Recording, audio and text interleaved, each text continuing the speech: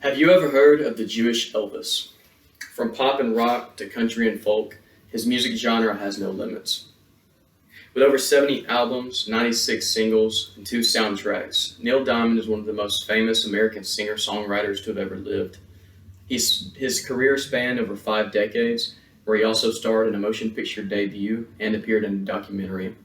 You might not know him by name, but chances are you know his work. It is my honor to inform you or remind you of the musical legend Neil Diamond. Diamond was born in Brooklyn, New York on January 24, 1941. He was raised by his Jewish parents, hence the nickname Jewish Elvis. He wasn't always inclined to music though. It wasn't until the age of 15 when Diamond received a $9 guitar as a birthday present that his musical spark ignited. This is when he wrote his first song, Hear Them Bells. Despite his musical inclination, Diamond went on to New York University on a fencing scholarship where he studied medicine. His plan was to get into medical school, but he dropped out in his final year to accept a job as a songwriter for Sunbeam Music. His employment at Sunbeam was short, but little did he know that his musical career was about to take off. By 1965, he signed his first recording contract with Bang Records, and the year after that released his first album titled The Feel of Neil.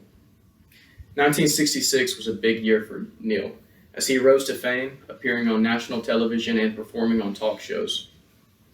In that same year, he wrote the song I'm a Believer, which was made famous by the Monkees. And yes, that is the same song that we all know and love from Shrek. His career was just getting started, and he signed a new contract with Uni Records. The next few years during that contract, he wrote and released several more hits, including one of my personal favorites, Sweet Caroline, which was released in 1969. After completing his contract with Uni Records, he continued his musical journey with Columbia Records. Here, he recorded his first soundtrack for the film Jonathan Livingston Seagull in 1973. This earned him his first Grammy Award.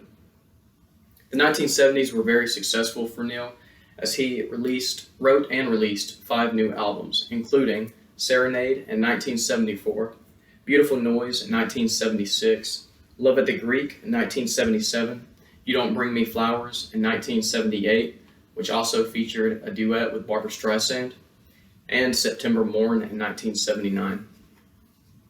In 1980, Diamond made his first and only movie debut, starring in a remake of the film The Jazz Singer. Not only did he act in this movie, but he also wrote and performed the entire soundtrack. This was the only acting that Neil did, but he did appear in the documentary as himself in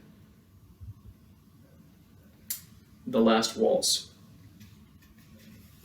Although his acting was short-lived, his music can still be heard in numerous popular movies known today, such as Shrek and Pulp Fiction.